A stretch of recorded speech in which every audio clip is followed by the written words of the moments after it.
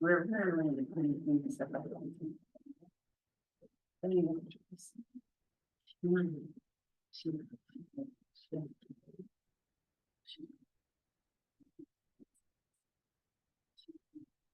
Yeah. You guys not that. Then you want for this time. Oh, what was he saying? But one time or something. Right. Okay. And it's When I find my dinner. it's like really husky, but you can't. But we really. It's like one of the cutest ones.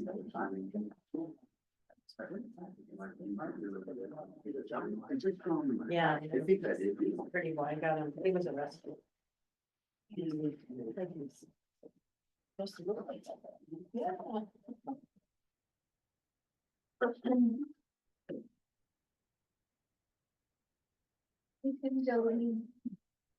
Hello. Hey, Tim. Good to see you. Good to see you. Life treating you all right? Yeah, remember last year at this time, like when I was just starting, I was working all this awful hours and Yeah. coming in meetings. So you have some set hours now? Yeah, that's why I have to arrange to be here, but I went to full time versus part time because those 3:15 a.m.s were just like Good. in the morning. Is that everybody? Okay, it's Virginia Path. Okay, everything's turned on. I got a new picture so that it'll fit too. Oh, okay, good. Yeah. Come way over here. Come on. Oh, there you go. Yeah, see? It's the Eureka Harbor. Oh, okay, good. Let's see, it's really hard that it's such a scruffy place that. Well, I'm taking up a lot of room. No. You come in a little more toward me. You know, close enough with driving. Perfect. And I said, that's reading. I probably showed you how to write your name down there, but Yeah, and here you. Ooh, that's scary.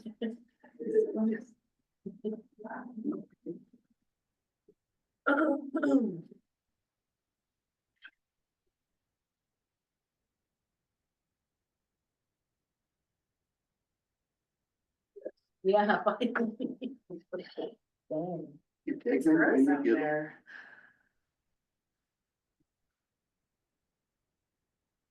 I'll take this over to Sean. Fine. you're okay, but they're not really talking yet. Oh, here's the. Okay. I don't Get get to- I don't. I just- That is cute. She's leaving.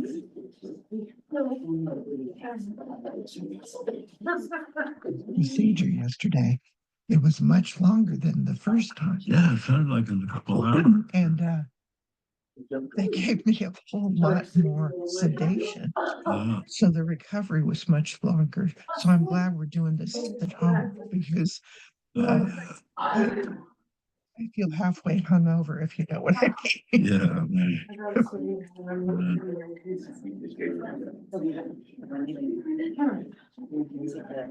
Yeah. Like ghosts floating in and out of the Just get by with two Let's days. see if it's, must be. Yeah, that's really everything. If that green's on, that means there's sound.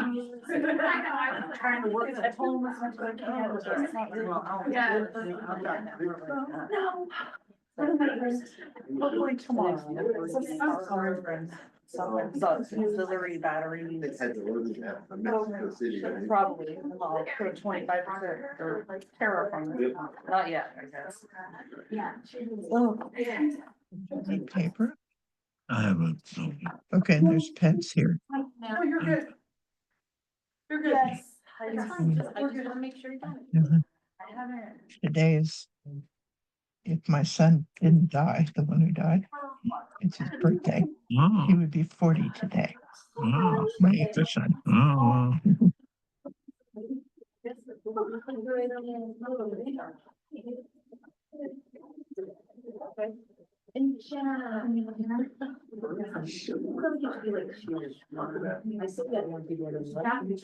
kind of hogging the space there, John. Yeah. Lady. Either one of us. It is 12:15. If you are on Zoom, could you please mute yourself except when you want to talk? Thank you very much. It is 12:15 and I am calling the monthly Behavioral Health Board meeting to order. We are the advisory board for the Board of Supervisors. We hold this meeting on the fourth Thursday of each month and it runs from 12:15 until 2:15. We meet in person at 507 F Street in Eureka. This is a public meeting and everyone is invited to attend. Members of the public may participate remotely.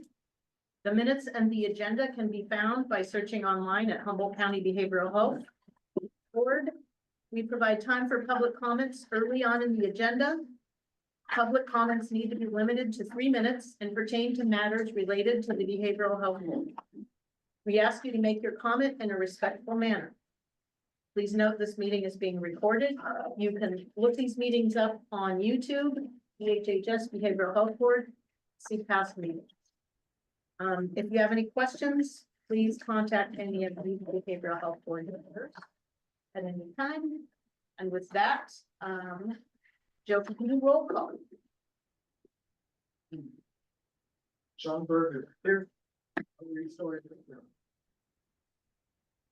She's online. Bob Doherty. Here. Raphael DiCaprio. First. Here. Natalie Arroyo. Here. Virginia Bass. Here. Tim Doty. Here. Kelly Johnson. Here. Jack Gilberman. Here. Vernon Price. Here. Peter Stoll. Here. Alex Chambers. Here. Yay, we have a quorum and welcome Peter and Alex. Now introduction of staff and guests. We'll go around the room first. Starting with you, I'm ready. Hi, good afternoon. Emmy Rogers. I'm the Behavioral Health Director. Nice to see everyone. Hi, I'm Jack Brazil, Deputy Director for Behavioral Health. Sorry, Dana Taylor, supervising behavioral health clinician at the Tay Division and for the PEPI program. Keely Ashley, Deputy Branch Director for Children's Behavioral Health. Hi, I'm Brenda Montaigne, and I'm a Hope Center participant.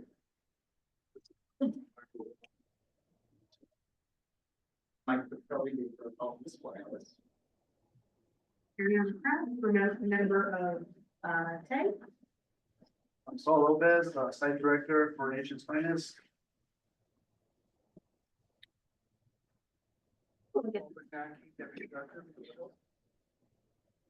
And then you can go online.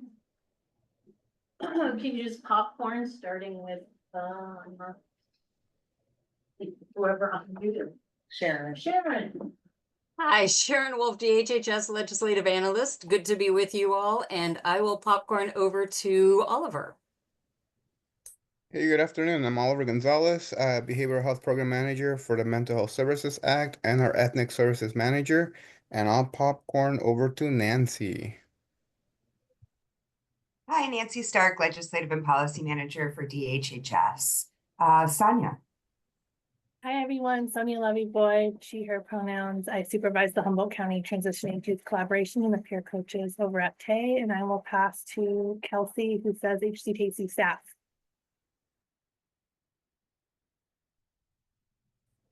Hello, everyone. Kelsey Reedy. I use they, them pronouns, youth organizer with HETC and the chair of JGDPC. Sorry, I arrived late, so I'm not sure who was gone or not. Melissa Nelson, patient navigator at Aegis Treatment in Eureka, and I'll popcorn to Marguerite. You're muted.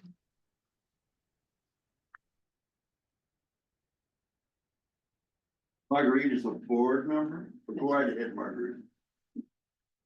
Okay. She wasn't.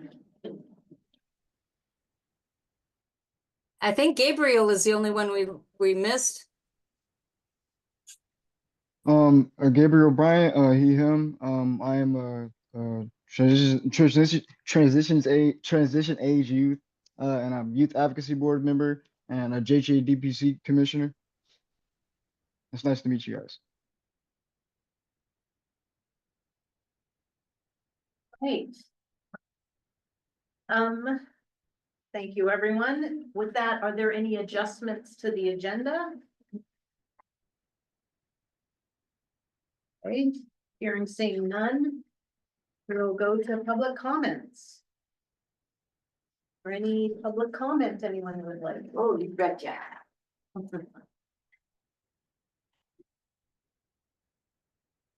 I came before this board, or I came to a couple of meetings in 2016, I think one in 17, and I didn't find anybody of any influence that I could share my story with that I thought would make a difference. And when I came last month, I realized that there were so many influential people here, and it was the perfect platform for which I should spring off of and tell you my story of what happened to me as a mental health patient here in Humboldt County over the last 9 years. Now, this started in 2015, in December of 2015, with my doctor at Open Door, basically sending me to a psychiatrist, and they didn't do anything. It was just complete negligence. And from there, I kind of spiraled down into some severe mental health issues because I could not get any help from my doctor. I also went to St. Joe's Emergency Department seeking help for not being able to sleep and great anxiety. And I went to Semper Virens asking for help too. And I got no help from anybody. And so I eventually had what I refer to now as a major menopause meltdown in July of 2016.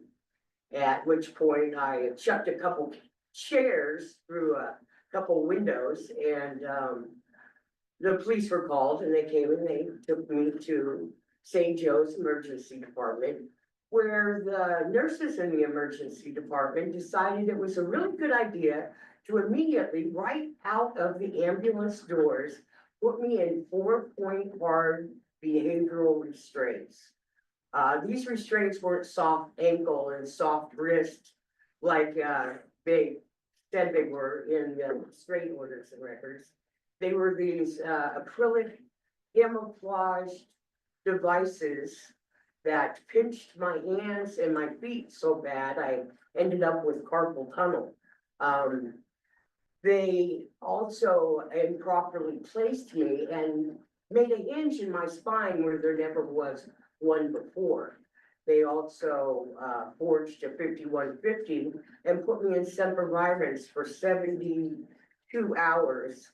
And there was absolutely no therapeutic environmental things going on there at all. It was really frightening, and when I finally got out, I walked home and I thought, well, what am I gonna do about this? What I found was a bunch of ground level employees that were engaging in patient abuse. And I knew I needed to tell this story. It was really important for everybody to hear. So at the ground level, you can maybe put some kind of stop to this behavior by the employees of both Open Door, Semper Virens, the crisis unit, and St. Joe's. Now, I really dig this Brown Act, and it's allowing me to get up here and tell you guys what happened to me. And I've decided that it is my goal, my intention to come here every meeting for the next year and fill you in on the details of exactly what happened to me. Now, what happened to me in the end was, We're at time. we're at time for minutes? Okay, well, next meeting, I'm gonna have a little packet that's got some forged restraining orders and records for you to have some fun with forgery on YouTube. And at the meeting after that, I'm gonna ask you if you can tell me who you think the forger is. So I'm looking forward to that. Thank you. Thank you.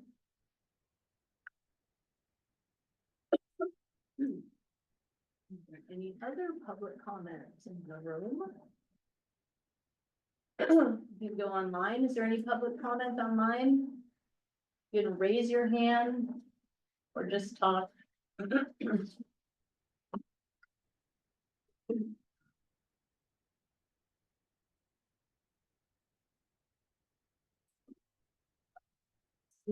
Thank you. On to action number 5, action items. Approval of minutes from the 2/27/25 meeting. I move to approve. Thank you, Kelly Johnson. Is there a second? I will second that. Thank you, Schellenberger. Is there any discussion? Are there any corrections or amendments? Looks good to me. Well then. In favor of approving 2/27 meeting minutes, please say aye. Aye. Opposed? Indecides? I just got a process question. Sure. Is Marguerite a voting member in this capacity? No, because when you're online, you can't. Oh, Well, you can if it's an emergency and you make. Right, Yeah. right. I think she might be having audio issues. Marguerite, are you having audio issues? Yeah, because, Okay, great. is that So weird? sounds, yeah, that sounds. So she told me she wasn't gonna be able to I come, see, and okay. usually when there's, we have to vote on something important, we need everyone here, so. Anything else? So those are approved. We need an approval to send Annette Kellerman's membership for renewal, because she's so graciously offered to continue on. There a I'll make motion? that motion. Thank you, Virginia. I'll second. We have a first and second from Virginia and Sean. Sure. Any discussion? Yeah. Any discussion except not. Not for me. All in favor of sending the next membership That's all renewal you to do the is click. state, please say. I. Opposed? The whispering. The owl is whispering. Any stand asides? With that, it is approved. That's it. We get you for another 3 years. Thank you. Thank you. I think Marguerite's audio might be fixed. Will you say something? Yeah, Okay, yeah. Good job. yes, thank you. May it be noted, Director Beck has entered the room. All right. And now it's time for our presentation. Tina Taylor, on that. I don't know if you say it, Happy Early Intervention Program. Thank you, Tina. Thank you. Hi, good afternoon. Fox Farms. Folks are here. Do a lot of holding our things. Good afternoon. My name is Dana Taylor. I am one of the supervisors at the T Division. So is in the audience, is also the supervisor there. And I'm with the behavioral health part of TAE, so that's our therapist, food therapy, and our case managers. And also with the HEPI program, which stands for Humboldt Early Psychosis Intervention. So I'm here to introduce it to you. There's some changes and just kind of get everybody up to date with what's going on over at TAG. Forward it one for me. So this is currently for the next 72 hours, your happy time, and I say that because the wonderful Jet Cruz is retiring, so just love Jet so much. So we will have a different program manager at some point. Our Dr. Paula Edwalds, who so very kindly stepped up to represent the psychiatry end of HEPI. We are in shopping mode. I'm not sure what you call it, to find a psychiatrist from the adult system, which would really, really benefit the program because we're finding a majority of the folks we're serving are actually over the age of 18. So still working on that. Of course, myself, I'm the team lead. We have 2 clinicians. Our lead clinician is Alyssa Tom. We have Ryan Green. We have case manager Julio. Our peer coach, who is on loan for us from the peer coaching team, which we really appreciate, is Nick Austin. And then we have Amanda Wen, who is also on loan from the employment division. And just a quick side note, I'm going to talk a little bit more about Amanda's role, but I cannot to gold standard for integration. They have been just so absolutely accommodating and team-oriented to give us Amanda and let her go through some pretty intensive training on how to work with folks who are experiencing psychosis and help them with their education and employment goals. So really excited to have them on the team. Did you forward it, Joe? The clicker's not working, which is kind of nice for me. Appreciating that. So just a quick overview. I'm going to get into the weeds on these things in a second, but the overview is because HEPI is under the TAY umbrella, we're serving young people ages 16 to 26. I have a dream that someday we will be able to serve folks younger and older. There's a lot of research out about the effects of perimenopause and the effects of menopause and what's the one after you give birth? Postpartum. Postpartum. So there's reason and research to think about in the future, extending those ages so that we can reach more members of our community. These are the things I'm going to get really into. Eligibility basically is if you have a diagnosis of psychosis. So those are things like schizophrenia, depression with psychotic features, those types of things. What's new is those identifying as being clinically high risk for psychosis. And the hope is that we're catching folks in the first 3 years of onset of symptoms. And like I said, I've got a few slides dedicated to that stuff, so I'm going to get into it first. And the next one. Okay, so what's new? Because most folks, if you're familiar with TAY, know that psychosis has been one of the indicators for being able to receive behavioral health services at TAY. That is not new. We have been doing that, I think, for 7 or 8 years now. What you needed, though, was to have an actual diagnosis of a psychosis disorder. And the big shift, and the thing that I'm probably the most excited about, is that we are now opening up HEPI for those considered clinically high risk. So you don't have to have a psychosis diagnosis to be a part of the HEPI program. And I'm going to talk a whole bunch about CHR. The reason being is research is showing that, of course, with most things, the earlier you're getting intervention, the better outcome you're getting. We're doing a ton of trainings, consultations with UC Davis. They're just giving us so much guidance and help. It's so appreciated. Europe, the UK has been doing this for like 40 years, and they're having really great outcomes because they've shifted that focus to the clinically high risk and reducing that time from onset of symptoms to interventions. The other point of today and talking about it is to kind of get us all used to thinking of HEPI as kind of separated from TAY. We're still TAY, we're still there. All those people you saw are still serving TAY youth. But by separating and kind of being alongside TAY, we're hoping to be able to give more education and more visibility in the community so that we can start getting those more appropriate referrals. So those earlier interventions. And like I said, increasing the visibility, not just for staff, you know, obviously we get a lot of referrals from DHH staff, but also the public at large. And this is, today is the final presentation for what we're calling phase 1 of our outreach. Next phase, we're gonna be moving into doing this presentation in our local schools and community centers and our tribal partners. So I'm excited to start those phases next. And the next slide. Please. Okay, nutshell, what is happening?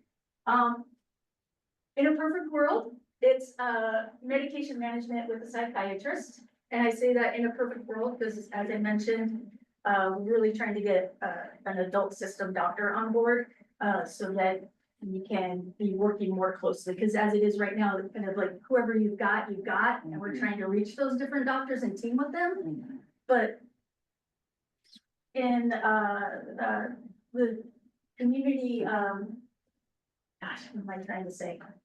Best practice is they're a part of our team. A lot of these other things are not gonna look that different from what we offer at TAY. So it's gonna include case management and individual support services with a clinician. We offer weekly expressive arts group, that's Mood Group. They just had their 5th birthday last year, very proud of Mood Group.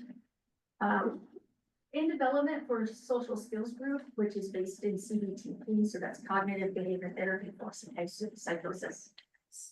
And we do weekly referrals for substance abuse management groups, so we're working pretty closely with the adult system to include in all of our information, all the days and times and hours of their groups, so that we can coordinate and get folks over there.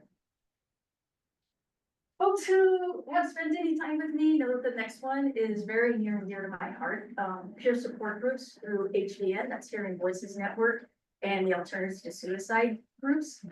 We also do linkage to those groups. If you want more information, please contact me, hit me up. I'm always happy to talk about HVN. It's one of my most favorite things. And then peer advocacy and support, that's NICS. And our supported education and employment services, that's called a CES, that's totally new to me, that acronym, but I like it. That's Amanda, as I mentioned, who works over at the employment division. Amanda, so this is like the beauty of it, right? So she has all of the knowledge, education, and skills that she has gained through working at the employment division, right? Rocking those resumes, the CVs that she does, role plays for interviews and things. And along with that, since we've been working with Lucy Davis, she's getting really specialized education in how to work with folks who might be experiencing those first signs and symptoms of psychosis. With the goal of is preventing that interruption of the education process and the employment process. So it is actually really cool. Really appreciate the employment division for one. Joe, can you give me that? This is a new slide, so hopefully I don't mess it up too much, but I just wanted to point out how much training this team is getting. It's a lot. So twice a month, we meet with UC Davis and what they call a WAC. Fun to say. Or GAC. So that's assessment training. The assessment is called a mini SIPS. That's how we suss out attenuated psychosis. I'm going to talk more about that, but that's your CHR. That's your clinically high risk. So that's 2 hours a month. We do 2 hours a month of the team meetings. We've been getting cognitive behavioral health for psychosis training. That's 16 hours just in the month of March alone, and there's more consultations and more coming. Like I just said, lots of consultation, and it's going to vary by disciplines. The doctor, of course, is going to have different exposure, etc. And then my team has completed 6 months, 2 hours a week on various topics related to psychosis, and they did that in 6 months. So they put a lot of work into it. I really appreciate them. Okay, next slide. Okay, when to make a referral. I added this slide after the first time I did this presentation at the juvenile hall, and they're like, Dana, this is all really great information, but could you tell us a little bit about what we're looking for? I was like, that's a great idea. So If anybody's ever done a mental health assessment, oftentimes there's two questions on the assessment related to psychosis. See things that other people don't see, and you hear things that other people don't. There's nothing wrong with that. Those are fine questions, absolutely. But if we're wanting to get folks who are maybe clinically high risk and not to that point yet, we've got to ask deeper and better questions.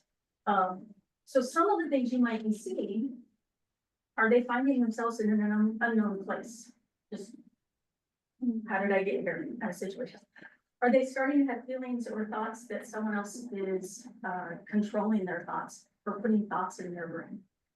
There's an assessment tool I'm going to talk a little bit more about in a second called the PQB.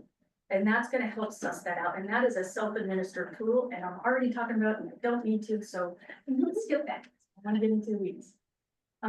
Difficulty following a conversation, maybe very disorganized speech or tangential. Then you have your, what they call negative symptoms, which is like a removal of a symptom. So that's maybe mutism or seeming catatonic, or just uncharacteristic or peculiar behaviors. Not limited to these things, right? Some of these things stand alone, there's not psychosis, right? So we're looking for groupings of things, and that's what that PQB and the mini SIFs is all about. And that's why they're giving us so much training. And the next slide, Joe. Okay. This is how you make a referral. You're gonna have the youth complete that self-administered PQB. I have examples of it up at the front if you'd like to check it out. It's a 21 item. I'm gonna talk about that. Keep getting ahead of us. Get an ROI so that you and I can talk. Please, it would be great. And then you want to complete the happy intake form, which I also have at the front of the room, and go ahead and submit all of that to our email box. Joe, can I get the next slide? I have a quick question. Yes, Kelly. When you say an ROI, would it be the agency that's making the referrals ROI or the DHHS ROI? I would like the DHHS Okay. ROI. Yep. That would be fantastic. And there's, we can talk sometime, there's stuff for outreach that we can talk about. But okay, here I want to talk about the PQB. Does anybody have it in front of them? It's okay if you didn't grab it. I know. It's a 21 item. I'm going to tell you right off the bat. I do this every once in a while, just a little check-in. I did at the beginning of the week, I got a 22 on it. Anything greater than a 20 is a, hey, let's have a look. What's going on there? So you get a point just for having an experience. What we're looking for is how disturbing is that experience to the young person. And that's what we're going to keep in mind. And I'm going to go a little more into, but let's talk about the research. So UC Davis did a research study.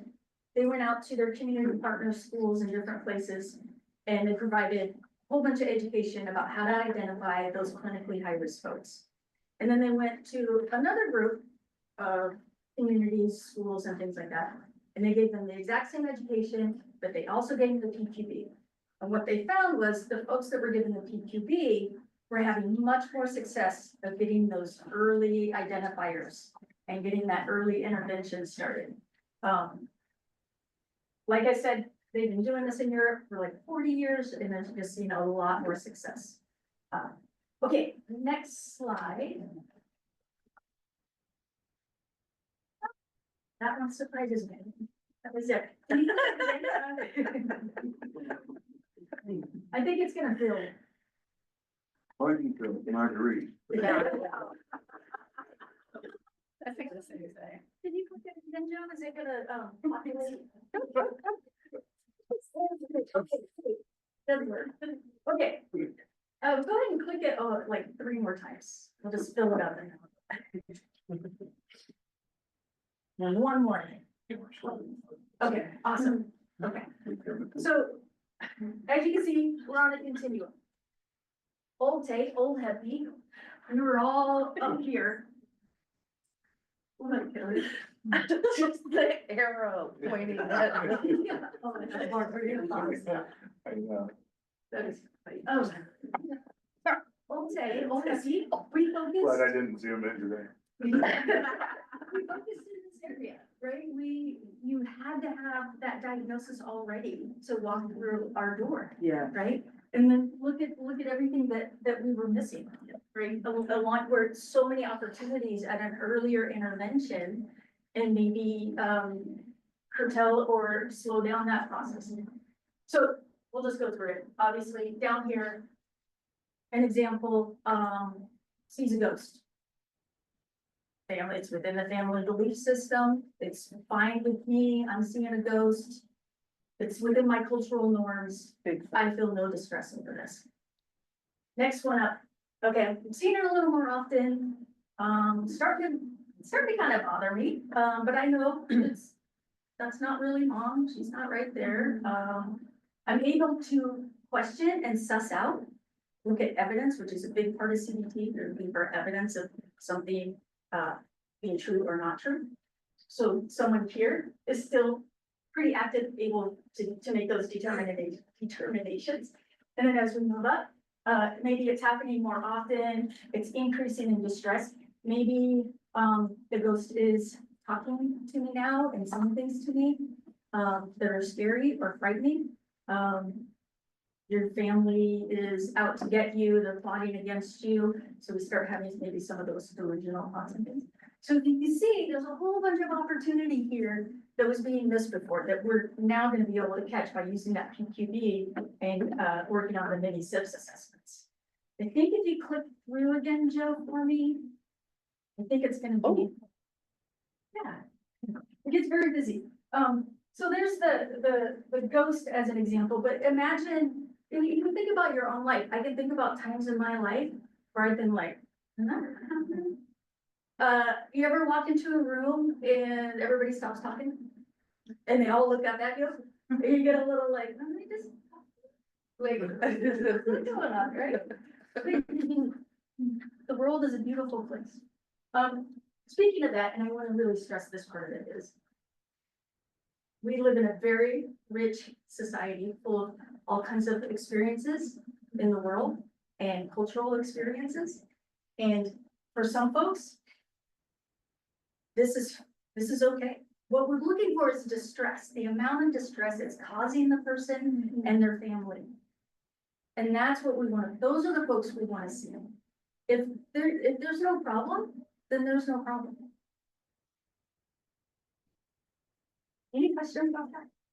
I do have a question about that. Yeah. If someone's lived experience and like the way that the world is for them is completely different from the way that it is for other people, and it's not causing them distress, but it's causing hardship, is that how does that factor in? Describe the hardship one. Because I think that might be the key, right? Like if they don't personally feel distressed, but their life circumstances have changed so that they're not like able to engage in self-care activities that they need or meet their own basic needs, like how does that, I'm just not sure if that's an experience that many people It's a have. perfect question. It really is the perfect question. Did you want to respond to it or did you have I can share my own experience. if we have time to. So I have a shut-off valve. And so most people don't know that about me, but I've gone through a whole lot of trauma. And I have a shut-off valve that that when the pain gets strong enough, or things get crazy enough, everything shuts down and I just get into moving forward.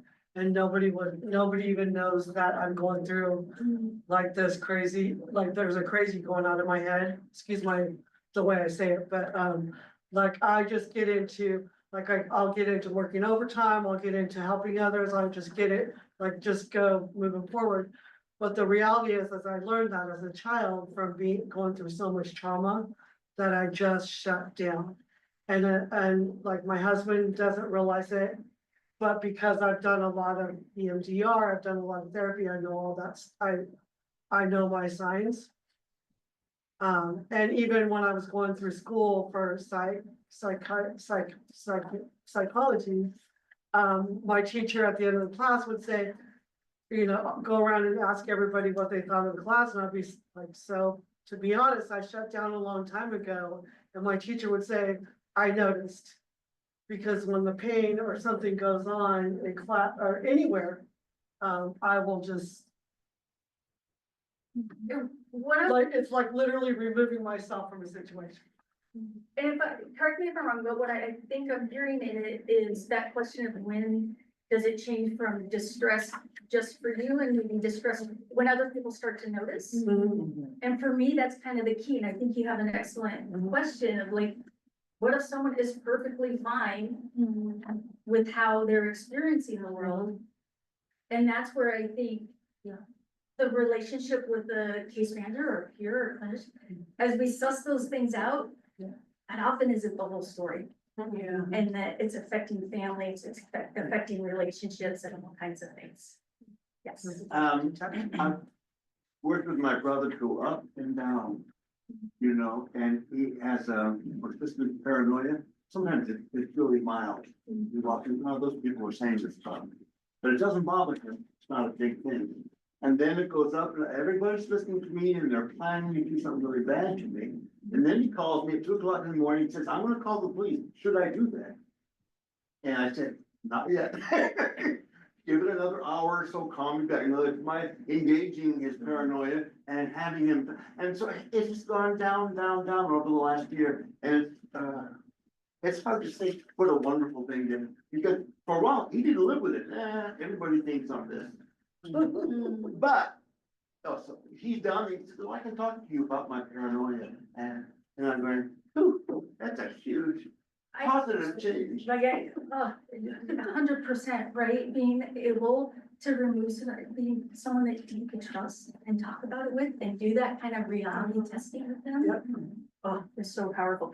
We're gonna do Kelly and then probably have to. Yeah, I just, in response to Natalie's question, I think what Dana was saying is if the person's already connected to the staff, will use what I would call motivational interviewing skills to support a person to kind of identify that "Hey, maybe this isn't, maybe there's something going on that isn't working for me and where I want to be in my life," to help them kind of gain some clarity.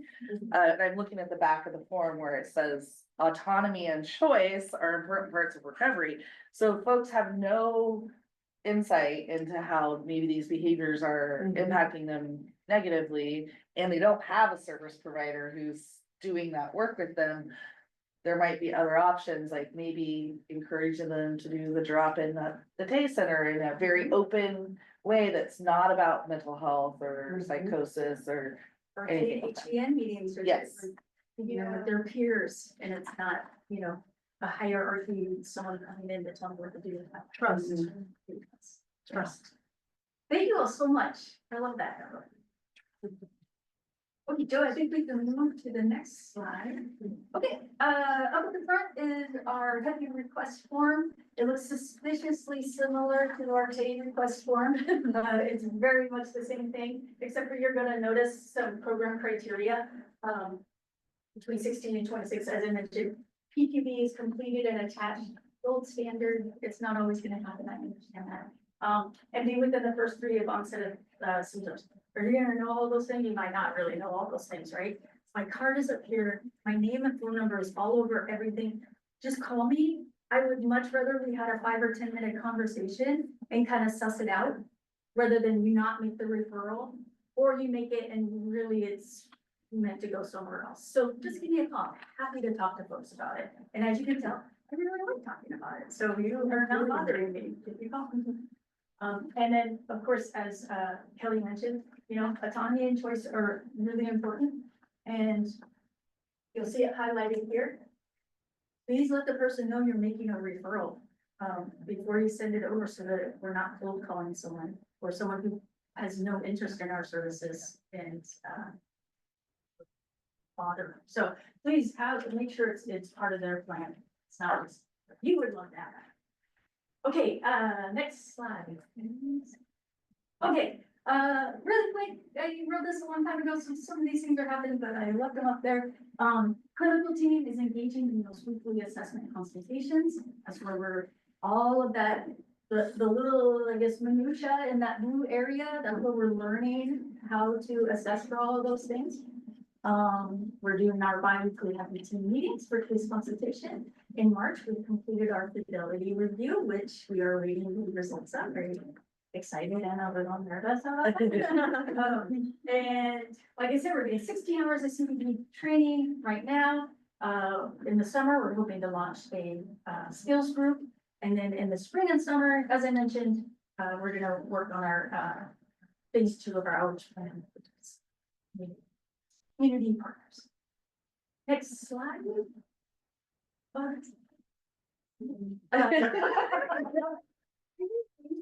And then, sorry. Is there any possible, well, on your first slide, you were showing or had said that you had a peer coach on loan. Yes. Do you see that any time in the near future of that not being on loan from another department to be able to obtain that in our budget? You know, maybe I should backtrack, because when I say on loan, they're a TAY peer coach. Okay. And HEPI is under the TAY umbrella. The loan part comes with Nix is getting a whole bunch of really specialized education that the other peer coaches aren't. So there's a chunk of time commitment that they're loaning to us. Oh, I guess okay, is got it, more the I got it. phrasing I should use, yeah. Okay. But it's a good question, because, you know, budgets are scary, so. Thank you so much for all this information. I was wondering if you could describe like a positive outcome that someone might have in a program like this, like you referenced in England or wherever. It's like going, well, what does it going well look like?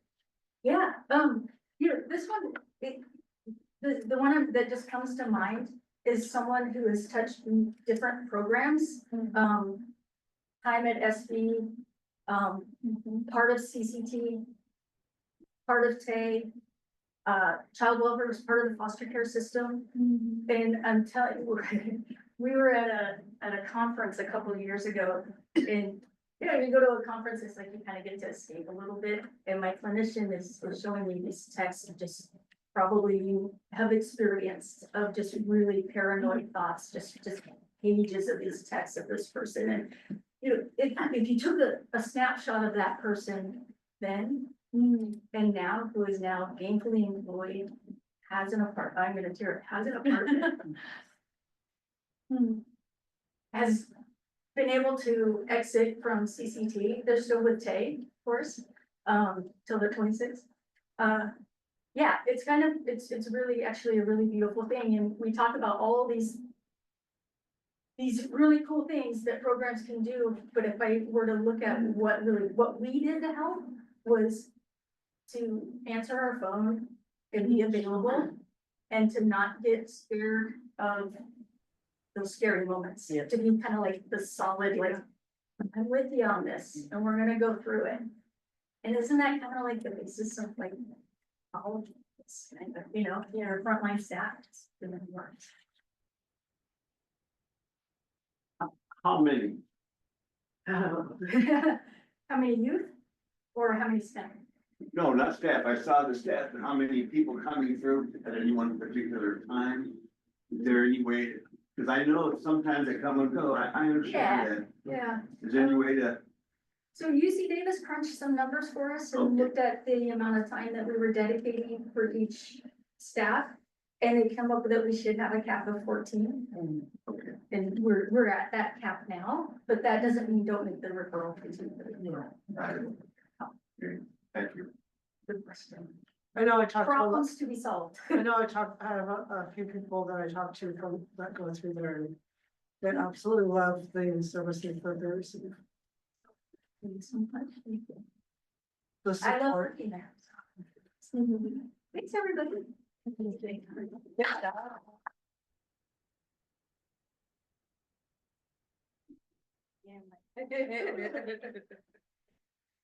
Thank you very much. And you said your cards are there, so if we think of questions after, we can put that to. Please do. Yes, thank you. Well, now we are going to discussion items. The annual Form 700 conflict of interest forms are due April 1st. That is announcement from Joe, and you send them back to him. How many have you gotten so far? Good job. Remember that, everyone. Does anyone want to discuss that? No? Oh, look at this next item, election of officers for 25-26 to be held in May. So this is the time when anybody can just say, I want to be the chair of the Behavioral Health Board, or the first or second vice chair. This is a great time. So think about that, and I'll reach out to each and every one of you to see who would like to participate in that way. And we'll have our voting in May. Does anybody have any questions about that? Where are you going? What? I think she just nominated you. I'm just saying, it's open. I want everyone to feel very welcome. Where do you think you're going? Right? So Leave is her it alone, leave her. self-volunteer or nomination? Oh, I could nominate people. It's Come and either, talk to us. yeah. We'll make it happen. Okay. All right, with that. Sorry.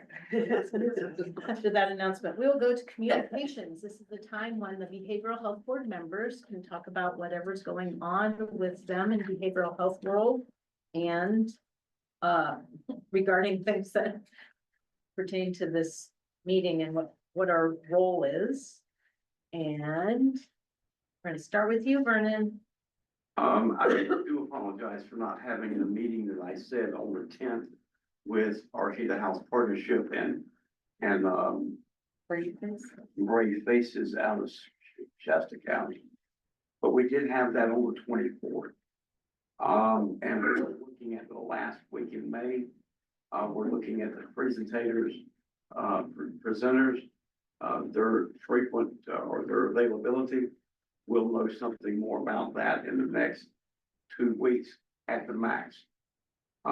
We do have room for 15 people that are taking and will be getting a certificate of completion of Brave Faces. They are open to having people from the Behavioral Health Board, their county staff, stuff of that nature. Because I do know that county staff and the Behavioral Health Board would like to know more about what this is and what this details. They have no problem with administration being there. So we're looking for 15 people that are willing to share their stories of lived experience of mental illness, mental health, and homelessness.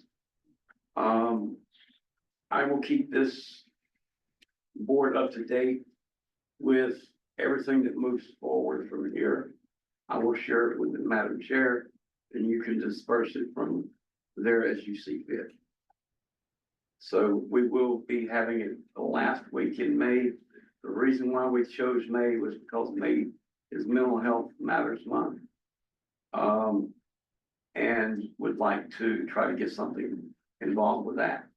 I'm still working with Supervisor Royal in getting a proclamation for Peer Support Specialist Week. That is going to be proclamated hopefully at the same time of the proclamation for May is Mental Health Matters Month. We're looking to have the third week in May designated for Peer Support Specialist Week, and every year thereafter on the third week in May. Thank you for your time. Thank you. That's awesome. Have nothing, sir. Nothing. I always have something. I'll just give an update on our upcoming crisis intervention team, CIT training, the week of, in 2 weeks, April 14th through the 18th. I've been over or at capacity for registration for over a week and a half. Tomorrow's the registration deadline. So I'm gonna have to do some prioritizing of who actually gets to attend. Law enforcement agencies get first priority. That's a good problem to have. I'm really excited that, and you know, since we've been running it 2 times a year, we weren't really sure if we were going to reach saturation or not. I've been actively planning the site visits, which several folks in this room will be part of. And so what that entails is the training participants will break up into groups, and we will have half of the training participants stay at the conference center for program presentations. And the other half will split up into 3 small groups and go visit different programs in the community. And so behavioral health has a big part of the program presentations. Paul will be there to present on just behavioral health branch overview of services. I'll have Kelly Schwartz from the Public Guardian's Office come and speak about the Public Guardian's Office and the LPS conservatorship process. And then Hope Center folks will hopefully also be there. And then one of the site visits includes the TAY program, as well as the substance use disorder, Humboldt programs for recovery, as well as many other community agencies. So participants get to sort of choose which options they get to go to. So we have like a group that goes to Arcata and they go to the Arcata House Partnership and one of the housing programs, and they meet with the folks from Arcata Police Department that does the Arcata Community Outreach Team and community ambassadors. Another group that does homeless services in Eureka, one that does like a youth specific track that includes TAY and the Raven Project and YSV. And then we have one that's like a substance use disorder specific track that goes to Waterfront and Humboldt Recovery Center and Humboldt Programs for Recovery. And then another option is to get a tour of the jail and see what some of the behavioral health specific units look like in the jail. So it's a pretty important part of CIT, and we haven't always been able to do the site visits just based on a variety of things. Our last training, we actually how do you say it in the past? Since forewent, thank you. Forewent the site visits. Instead, we went to the services fair that was at the St. Vincent de Paul dining facility, which was also really cool. We hope to do that again at our next training, which will in July. So yeah, next month I'll be able to report out. Well, when is our next meeting? Yes, it'll be like the week after. The week after. So I'll report out next month's meeting on how the training went.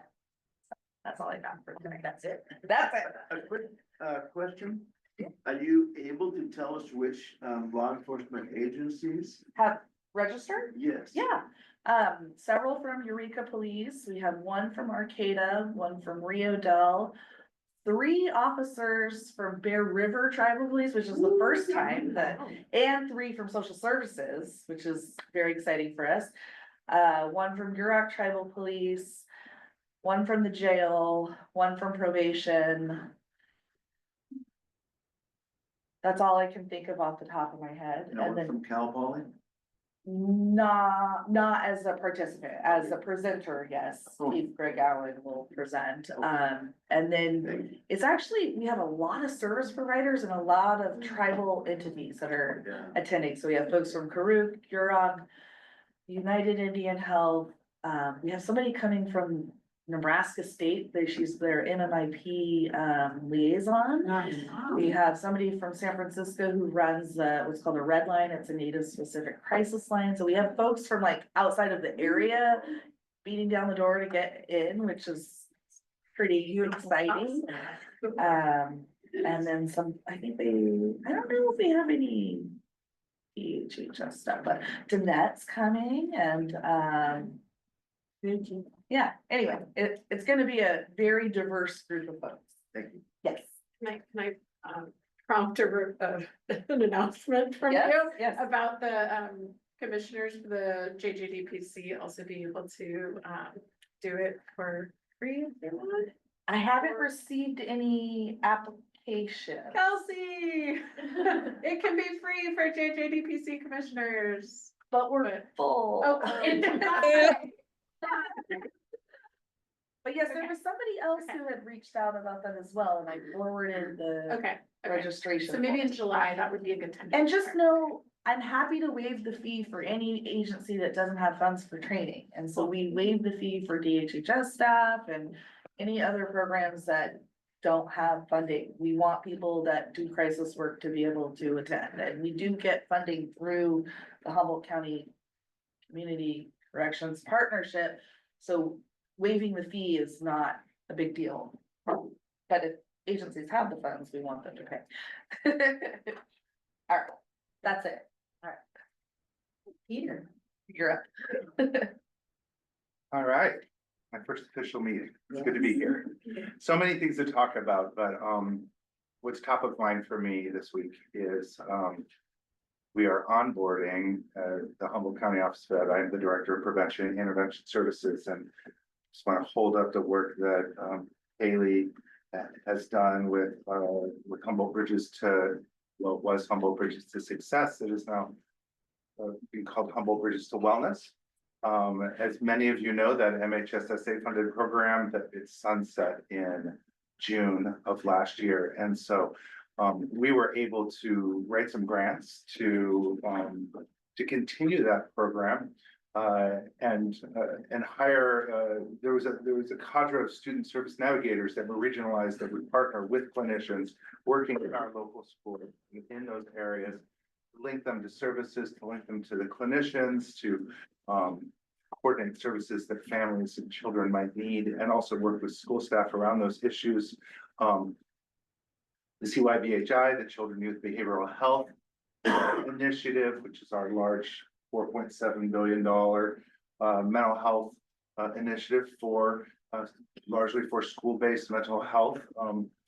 There's a whole new workforce, which are called certified wellness coaches, that are going to be able to get reimbursed for activities that they're doing. So instead of being grant dependent, they can do certain activities, case management, low-level interventions, that you wouldn't need a license to do preventative work in the schools, and they'll be able to bill the state for those activities, both Medi-Cal and private insurance. So it's very innovative. It's the largest initiative like this that's ever existed in our country.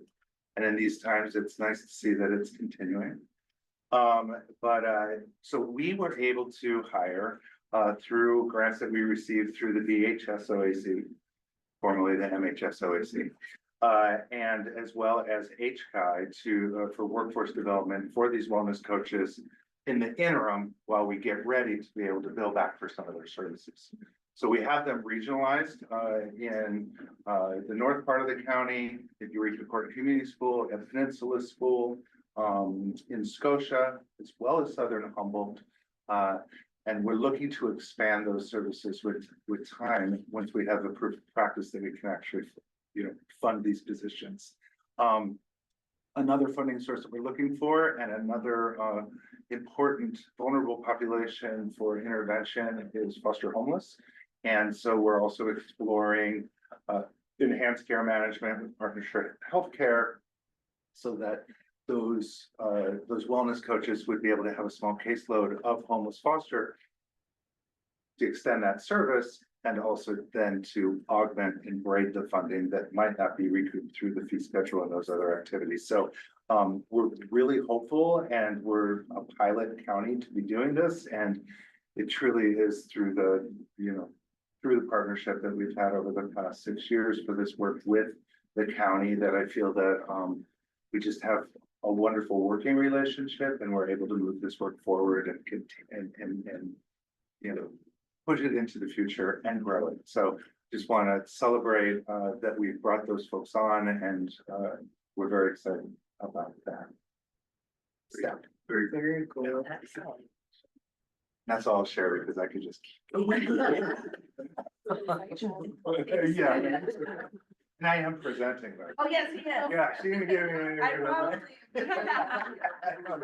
I told him last meeting, he ghosted me a couple of years ago. I didn't have a secretary. I do now.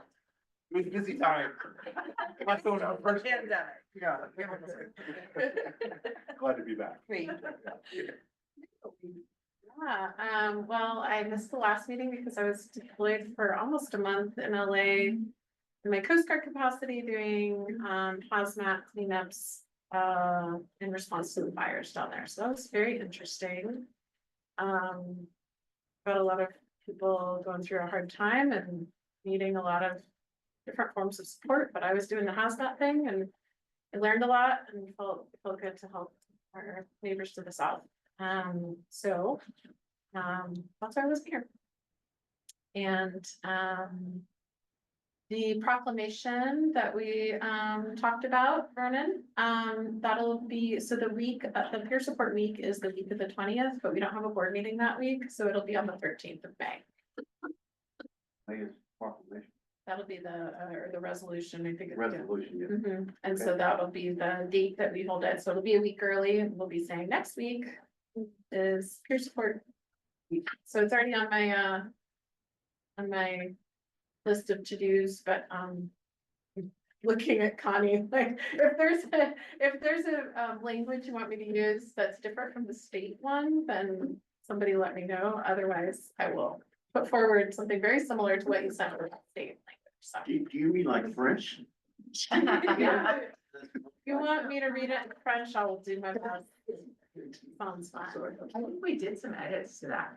Did you? Yeah, so, Okay. anyway. Great, let's maybe reconnect, just remember, I had a lot of irons in the fire, so if I missed it, I think I've seen yeah. Okay, great, I have a question, and I was trying to write it down. Did you say April or May? May 13th, May 13th.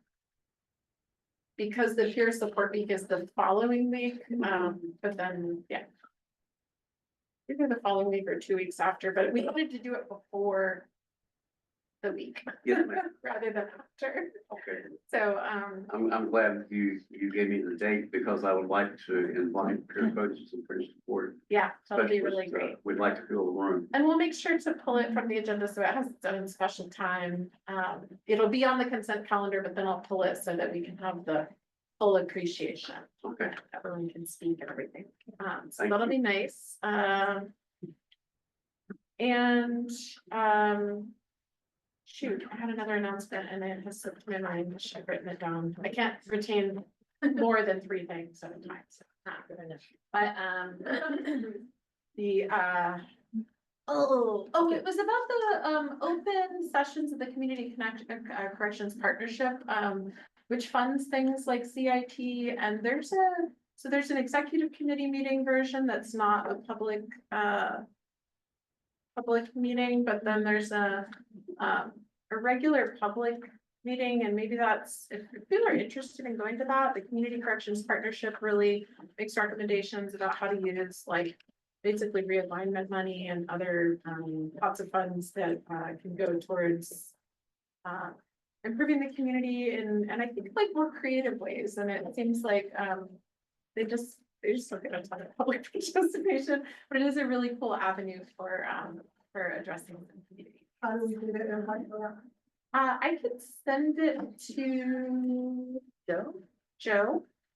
Thank you, Joe. And then it's an ongoing meeting too, so I think there's likely a way to get on the list for the regular invites, but for the next one, I could send it to Joe. and then- Thank you. Yeah. Thanks, Emily. Bob. Anything? Hi, everybody. I'm gonna tell you what I'm gonna tell you. I'm here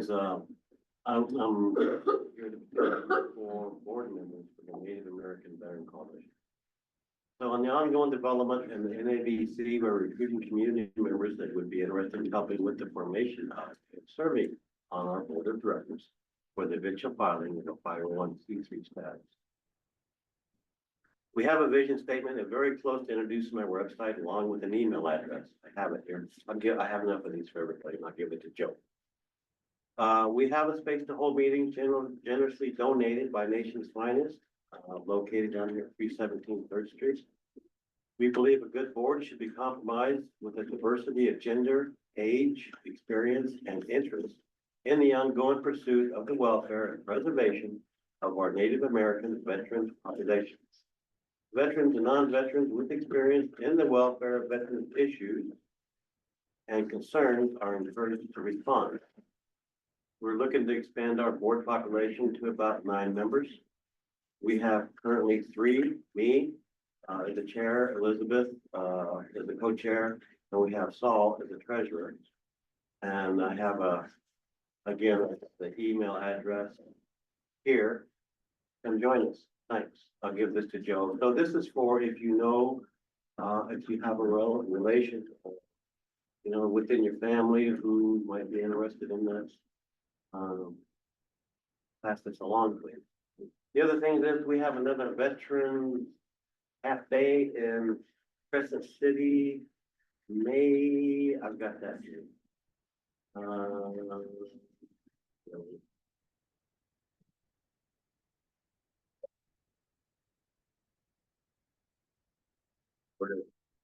But it's coming up, early May. And we have a veterans, where it is, it's on April 5th. I have the flyer. Go. We have copycats ongoing over here on the fourth Saturday, which is this weekend, for men's and women's. At this point, we're having discussion about that. Maybe we can combine them. Maybe we'll keep them separate. It depends on who shows up. But we're also going to increase that at least to twice a month, and as the interest grows, we'll accommodate the crowd that comes up. So I'll give all this stuff to Joe, to post out in the post meeting, and hopefully we start to get some traction in our veteran population. Thank you. Alex. All right, I've got a couple of things. So first, an announcement, HGTC is going to be holding a strategic storytelling training and a pop-up museum workshop for youth ages 16 to 26 who have been system involved, and that includes the behavioral health system, but also foster care, homelessness, juvenile justice systems, etc. That will be an opportunity for young people to learn how to tell their story and then create an artifact to be displayed. The Schluter Gallery in Old Town has generously offered to host our pop-up museum, so they'll be displaying artifacts to represent a piece of their lived experience here in Humboldt. You all are all invited to attend. I'll get to that in a moment. But if you know any young people who are interested, they can contact me. I have a flyer that I can distribute as well. It sounds like, Joe, the best way to disseminate information is to give it to you. Is that correct? Yeah. Okay. But following that, you all are invited to this pop-up museum. So the public museum will be held on Monday, April 14th from 4 to 6 p.m. at the Schluter Gallery at 330 2nd Street in Old Town, Eureka. And the theme of that museum will be Humboldt County Youth Experience, Struggle, Connection, and Empowerment. So this is a really cool opportunity to witness our young people's stories through their art and through their physical storytelling. My second item was I wanted to follow up from a previous meeting. So we discussed, and for those of you who don't know, the Humboldt County Transition Age Youth Collaboration previously created a set of recommendations for the Behavioral Health Board about ways that young people can be engaged and invited to be in the space to participate as board members. I bring this up because this is something that HGTC has wanted to pursue for a long time to encourage young people to be more active in this space. And also because I'm 25 and I will be a TAE for not much longer. And so in the spirit of the law, I'd like to do what we can as a board to encourage more young people to be in this seat as a TAE board member. So I'm wondering what the process would be for adding a discussion of the HGT's recommendations to the next agenda. You would ask the executive committee to put that on the agenda. We have the responses that we did back when that was originally sent, so we would discuss and invite you to maybe come to the executive committee about what you want to see on this agenda. That's a possibility, so I will put that on the agenda for executive committee. May I email you to follow up about that as well? Yes, you may. Okay. But yeah, my hope is that we have several youth advocacy board members here today. Youth Advocacy Board last fall identified 3 recommendations in the original document that I would like to bring. Just the 3 most important to prioritize just to start. And so I would love to have an opportunity for our Youth Advocacy Board members to be able to talk about that, talk about the importance of youth inclusive practices. Yeah, and I'm wondering for our Youth Advocacy Board members here, or for Sonia or Kelsey, are there any other announcements, communications I missed I should bring up?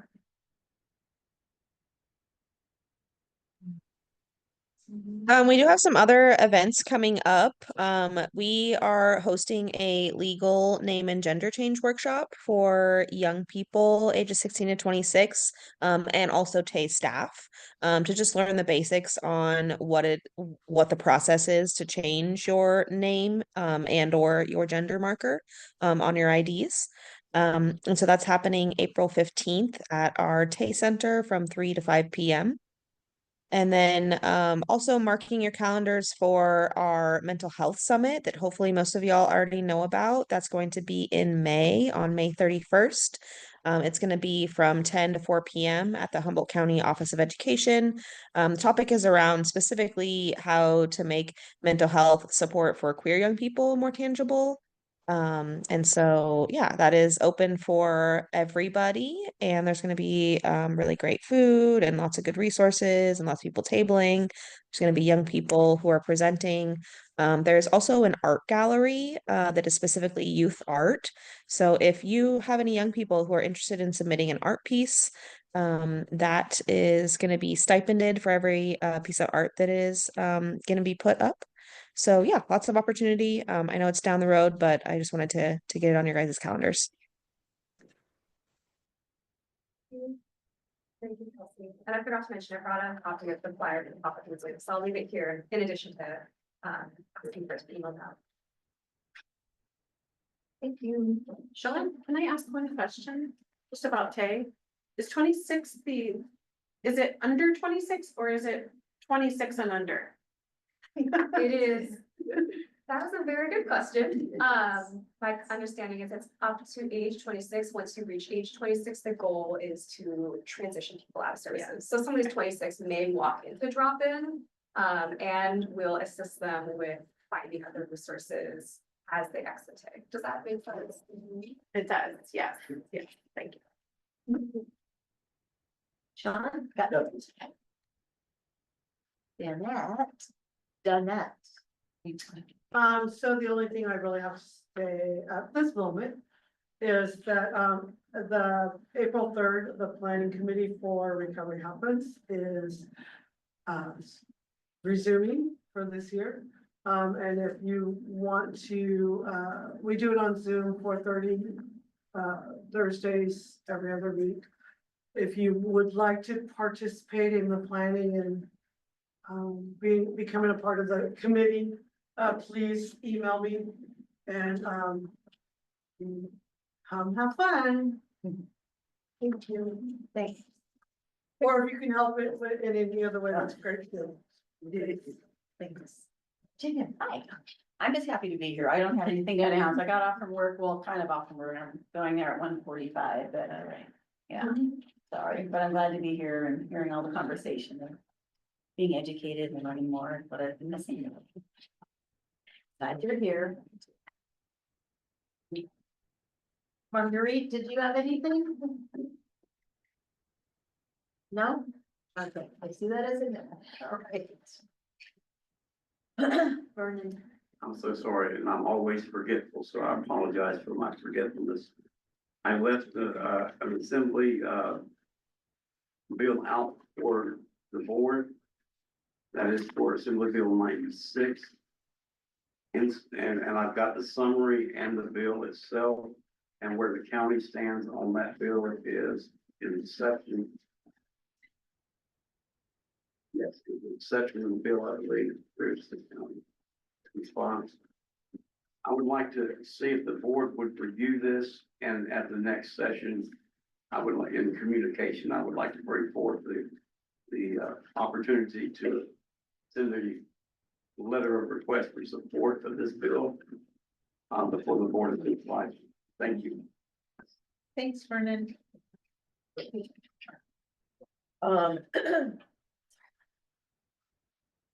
All right. Now we'll go on to reports. DHHS Director, do you have any reports for us?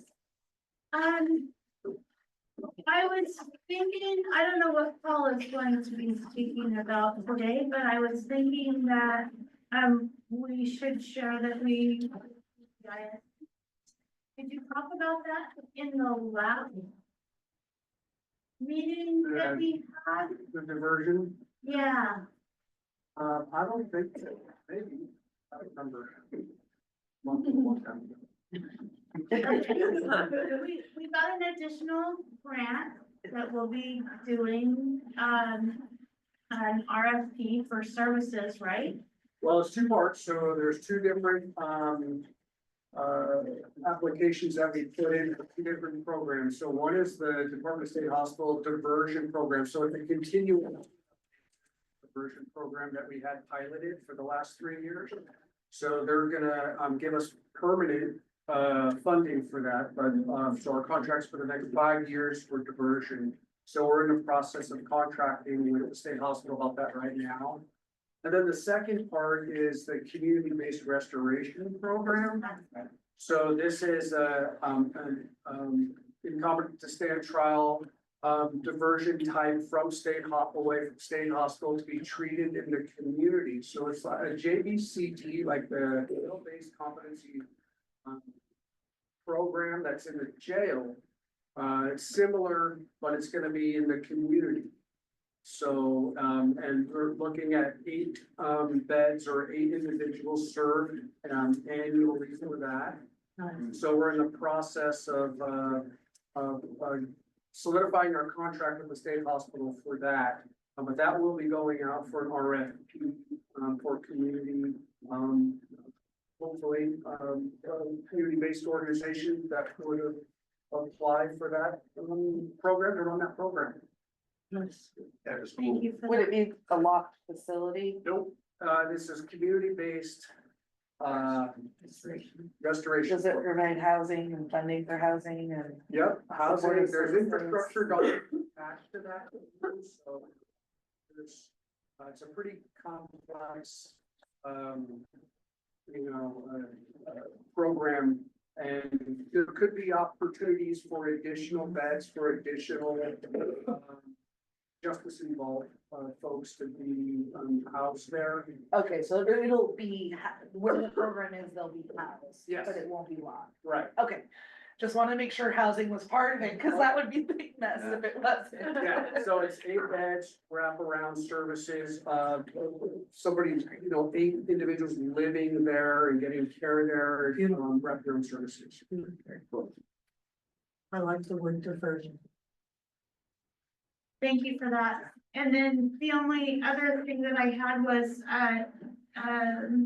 Dana has a song on her phone. Oh, yeah. About Jet. I think you guys all know Jet DeCruz, and she, we did a retirement resolution for her on Tuesday. And one of the staff at the Tay Division is brilliant. And I think, did she write the song? Yes. Also? Yes. Yeah, so, wonderful retirement, and it was played at the Board of Supervisors meeting, and, do you have your song maybe? I don't played play it. You played 30 seconds? People be able to hear it? I don't know. Turn it up? Yeah, bring it into the middle. Probably the table.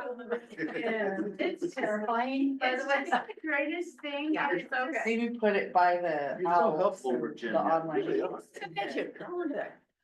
I got a text message about what I'm doing. Brianna Penner, by the way, is the case manager, and she is just a creative genius. So- It's a beautiful song. And it's only 90 seconds. Okay, love her. All right.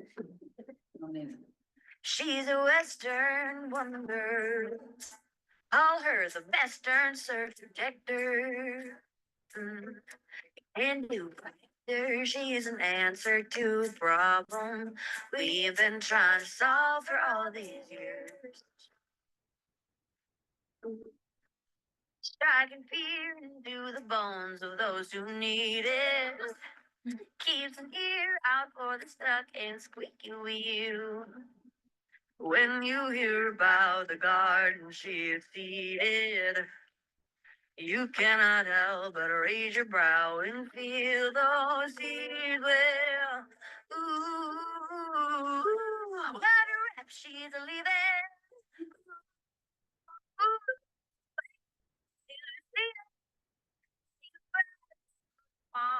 They can all been ooh.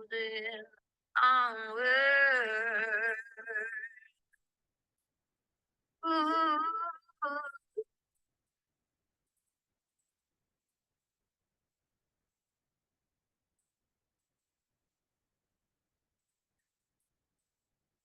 Taking off and cruising onward.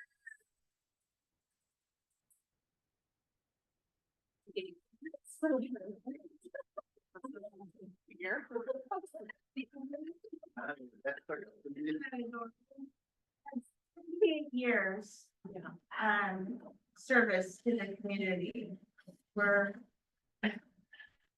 amazing, really.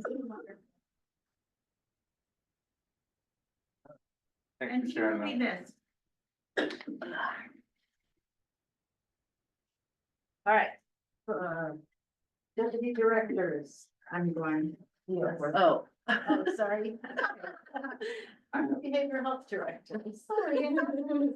Teary-eyed there. That's okay. I was actually gonna talk about Jet too, and I don't need to say that much, although just so much appreciation for her and just recognizing like we're all gonna miss her as an employee, but I really feel like the community, it will impact the community as well.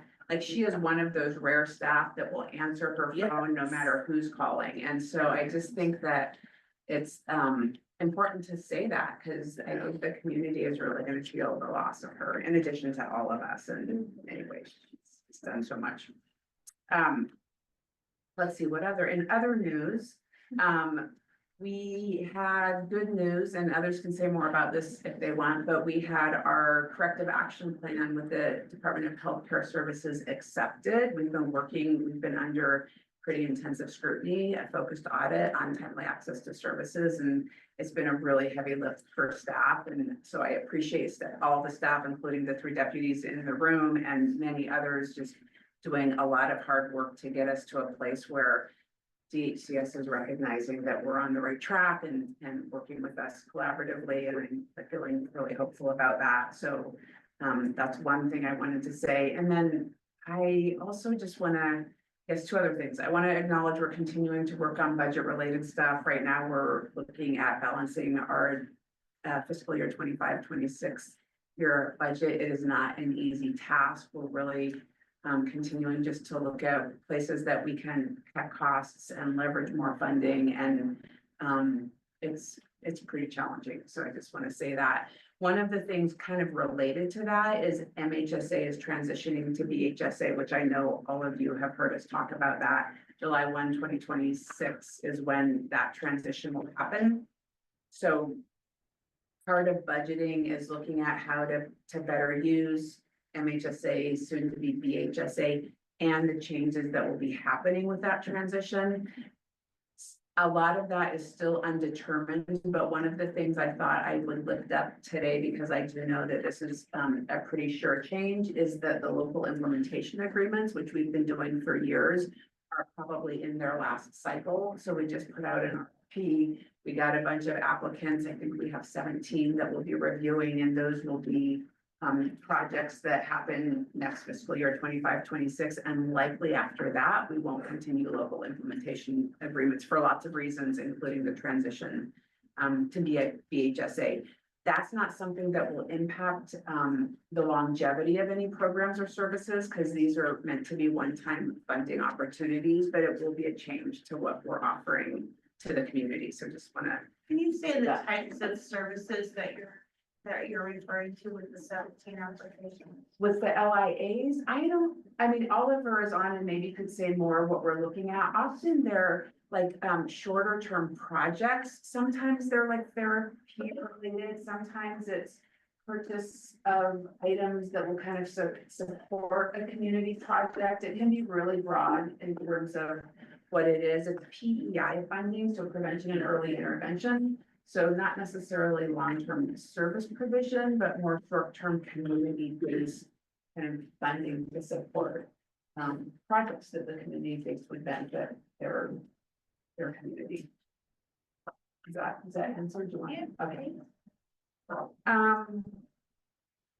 I guess the only other thing I'll just acknowledge is that there continues to be pretty substantial things happening at a federal level, and we're aware of that and we're tracking that and just still kind of paying attention to what those local impacts will be. It's not real clear still how much the changes at the federal level or the things happening will impact county behavioral health or mental health services, but I just want to acknowledge that we all are aware that there continues every day to be new things that we're learning and that we are tracking it. And we'll share out as we hear more comments.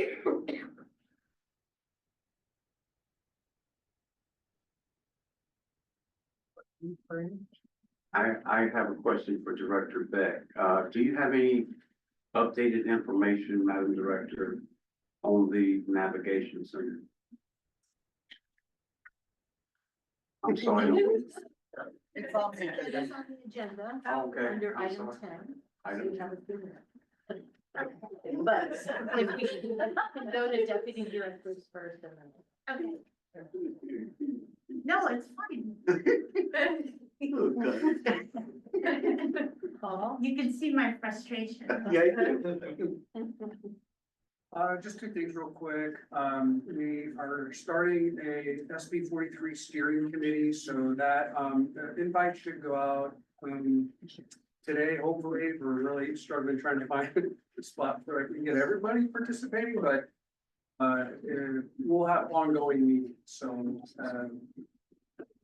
if we miss some folks one meeting, hopefully we'll be able to get them the next. But this is in our efforts to kind of prepare for implementation of SB 43 for us in January of 2026.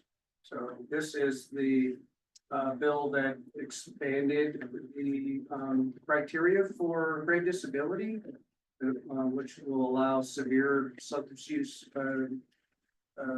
issues to be part of grave disability. So we're looking forward to coming together with the community to find solutions, just like the rest of the counties throughout the state, trying to find solutions that are good. And then there have been some discussions in meetings and other counties making comments related to whether law enforcement's responding to welfare checks, and this is stemming from an appellate court ruling, the Ninth Circuit ruling. I think it was the Scott versus Smith case in Nevada, related to law enforcement's use of excessive force and immunity. So we've had meetings with the EPD as well as with the sheriff.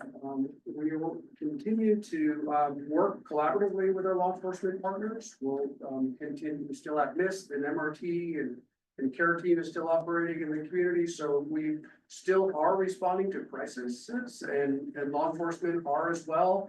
There are just going through additional protocols to determine whether they're going to engage or not. That doesn't necessarily mean that behavioral health won't engage. We'll definitely do everything that we can to engage and help provide services and help out in situations that are intense. But we are concerned about safety for sure, and we'll be taking care of our safety of our staff and deployments for decisions in the community. So anyway, just wanted to bring that up in case people are hearing rumors or things like that. We are continuing with our collaboration with law enforcement policy. Go ahead. Just add that we had a special meeting with the CIT steering committee last Wednesday. Connie was there for part of that call, where many of our local law enforcement agencies, including Delaware County and some folks from Lake County, and 2 board member or staff from CIT International attended to discuss that issue. And the sheriff's office did say that they are not saying that they're not responding to behavioral health calls, which is what I had heard. And the same with Delmarva County. It had been put out in the news that that's what the sheriff said. He said he was misquoted. So we shall see. But I just wanted you to know that CIT has been addressing that issue. So. Vernon? Is in that steering committee, is lived experience going to be a part of that, so personally with experience, part of that. Possibly, I don't remember exactly everybody that was on that, but, there's. It should be on that, then I'm open to inviting you. Okay. Thank you. I feel like folks talked a lot about different children's behavioral health things that I was gonna plug, so I don't really have much to add except for just reiterating the loss of Jet is gonna be huge for us. And I think it's a good moment for us to just kind of pause and think about like, what can we codify and what can we put into practice to really ensure that, you know, where we used to be calling Jet's cell phone, we have a process. So I'm thinking about it from that frame of mind. And we'll be doing a little bit of reshuffling in children's and losing her, and so bear with us through that, but I think we'll learn a lot about, you know, how we can kind of put things into policy to shore that up. But it has always been the Humboldt way, just call who you know who to call. But if Jet's gone and she's not answering her phone, you gotta figure something else out. Other people need to answer their phones too. Yes, I guess that's true. I bet she'll still answer her phone. She just might. That's all. Yeah. Yeah, maybe just a couple things as prompted here, listening to others. So yeah, we'll definitely be planning for a full complement. May is Mental Health Awareness Month activities. I know there's actually a date, I think, for our barbecue that's been 23rd, yeah. And that will be at Jefferson Park, so so we're doing that, and then we'll do the proclamation and the walk to the courthouse and all that good stuff. But we're planning for it now, the Hope Center, and we're gonna get some community partners and other folks, Tay, I think as well, together for that. The other thing that was just on my mind, just because it was kind of talked about, prompted that, we definitely, and we met about this internally, seeing a lot of folks at the jail, you know, there's this kind of diversion from incompetent to stand trial, right, and not going to the state hospital. And there's this other side of that where they come back from the state hospital non-restorable, or you need to start conserving them now, which is kind of, in my experience, very new. It's very rare that that would happen historically, and now it's happening all the time. And I think there's probably, I think Kelly Schwartz said there's probably about 7 Murphy conservatorships at the jail. Murphys? Yeah, we're waiting to place them, and They're stuck in jail. they're stuck in jail, and there's been some court cases around that lately, you know, about getting folks out of jails that need treatment. So so we will, and this is kind of in a broader context too, you know, we talk about crisis residential, which certainly you know, some of our LPS conserve folks that are waiting placement have benefited from. There's the Lighthouse out in Hutton that a segment of our folks have benefited from, right? But a lot of times the Murphy conservators of jail, you know, these are folks that typically, at least for some time, are in locked placements, right? So they're gonna be, you know, kind of a higher level of care than the two things that, either the 2 placements that we've brought on board here recently. And so I've been on some meetings with the state, and, you know, everybody's kind of in the same boat, you know, with this. There's very few of these locked placements that take Murphy conservatorships. But I'm out there looking for them though, and contracting with those facilities to see what we can do. But that certainly is the other side of some of this diversion stuff that we talked about, so. How many care court cases are there? That was on the agenda for later. Yeah. Remember, trying to be. Just kidding, I'm sorry.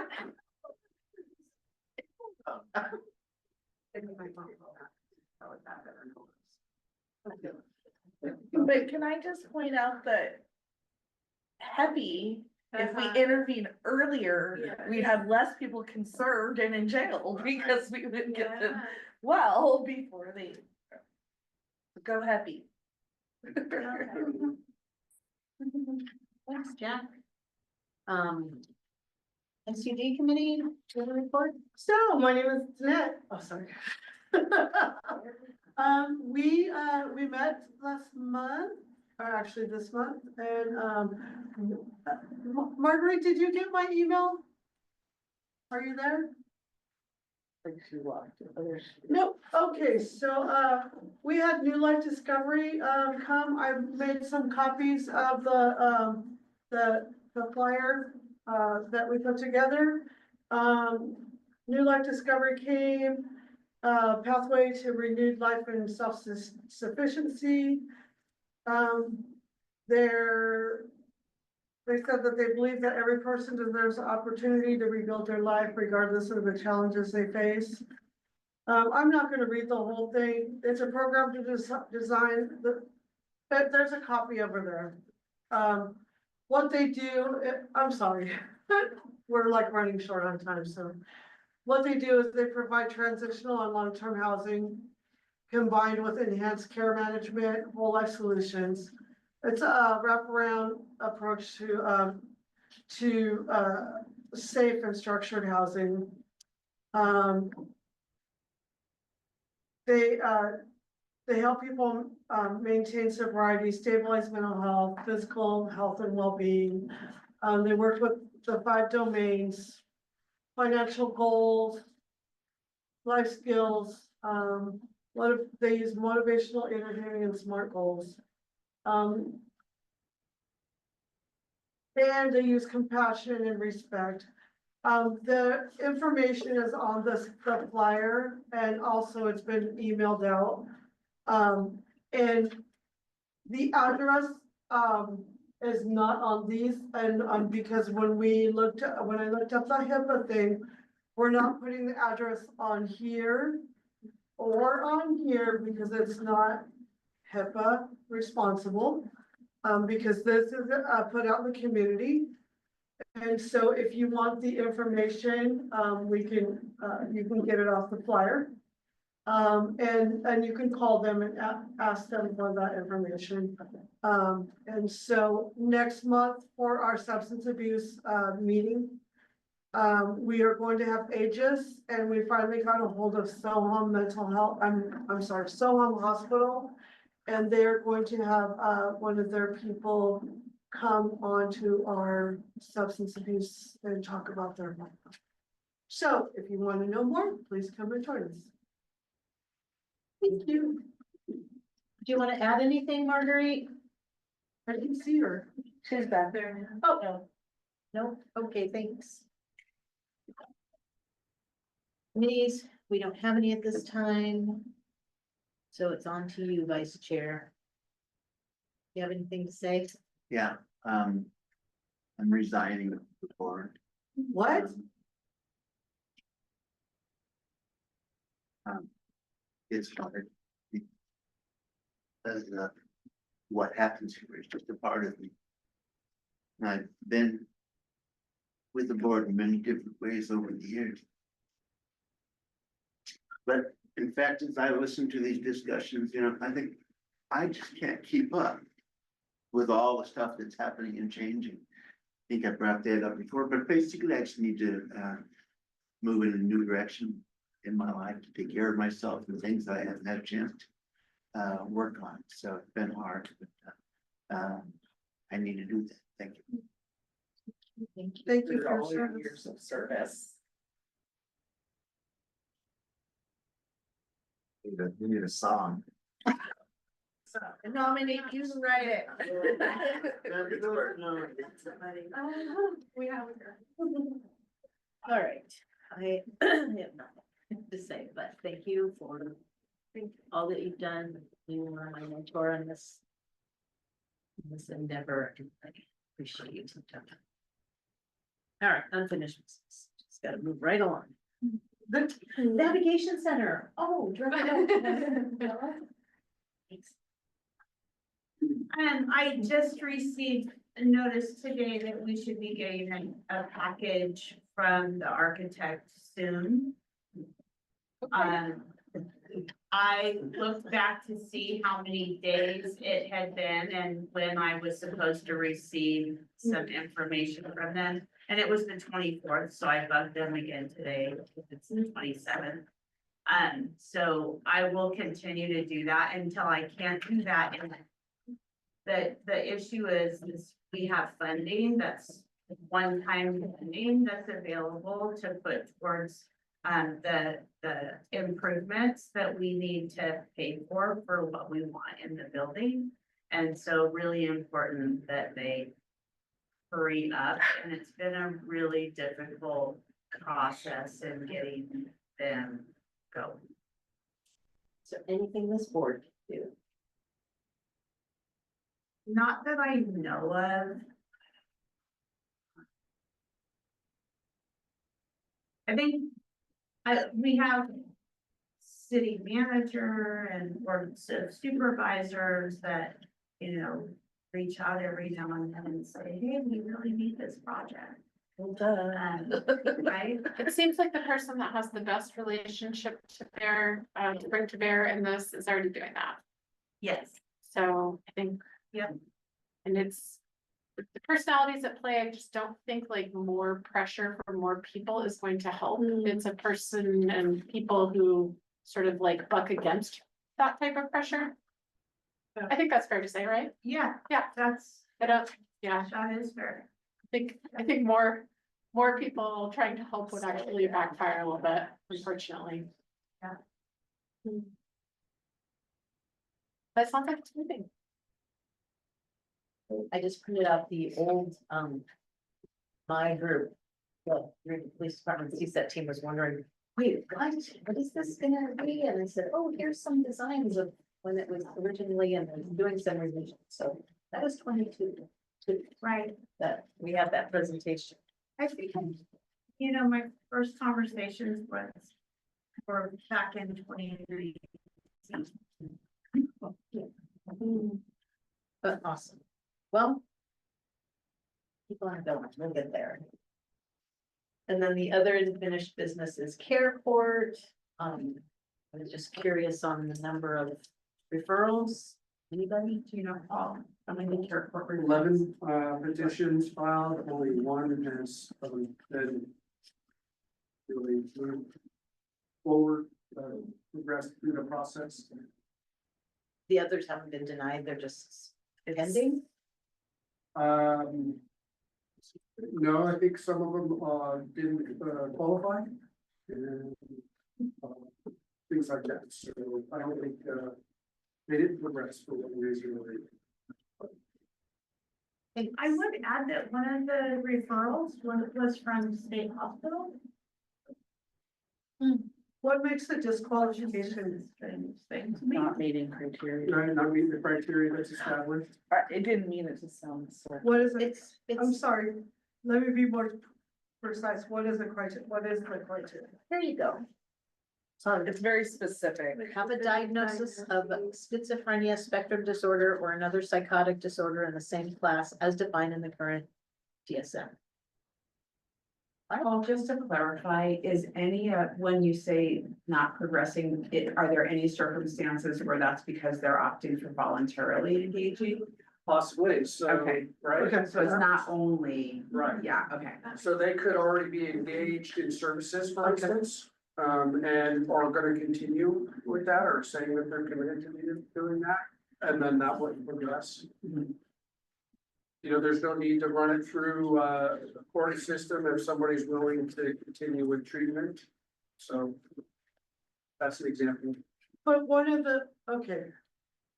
Now I'm confused, because one of the requirements that I read says that they have to fill out the application to self-refer to Careport. They don't have to self-referral. Law enforcement can, there's a bunch of. Anybody can submit a petition for somebody. They have. So we have, you know, we have the website that we have for behavioral health care court as well as the court. And we kind of point to each other's websites, and there's a lot of good information on there. Can I send you what I was sent? And there's even little videos that help people to understand the process and how they can participate in that process. We might need some clarification from another agency that sent me information. Because they said that Didn't we have a presentation in this meeting with Sharon Wolf where she did the whole presentation about the petition process? So maybe we could share those materials with you again if you weren't here for that. I was, but I've also received Oh. from a county council different information, specific information. So, I'm not sure what you're talking about, but I'd be glad to look at Okay. whatever you have. We also have ongoing care court meetings, so maybe is the county council from the public, or from where your office? Maybe they can connect with Behavioral Health that's- County Council. cause I was told that the court that. Okay. We'll talk. Thank you. Are there any future items people would like to see on the agenda? I was just gonna flag that somebody said something in the chat, I think it was Oliver, but I knew that. Excusing himself, I think. Oh, sorry, I think that was. it was far away, but I think. I have a He's heading out. request, which I think maybe I need to email an executive committee, but I know in the past Kelly Schwartz has come and talked about the conservatorship process, but since the Murphy conservatorship came up as a, what is that? I wonder if we could maybe have her come and do another presentation for the behavioral board. And then also she is coming to the CIT training, so I can share the agenda, once I finalize it next week with this group. So if there are specific presentations that you wanna pop in for, you're more than welcome to. And I encourage you to do that. And I'll ask her to specifically talk about Murphy's as part of her presentation there. Or anybody else with future? Oh, thanks. Just reiterating again, I'd love to talk about each of these recommendations.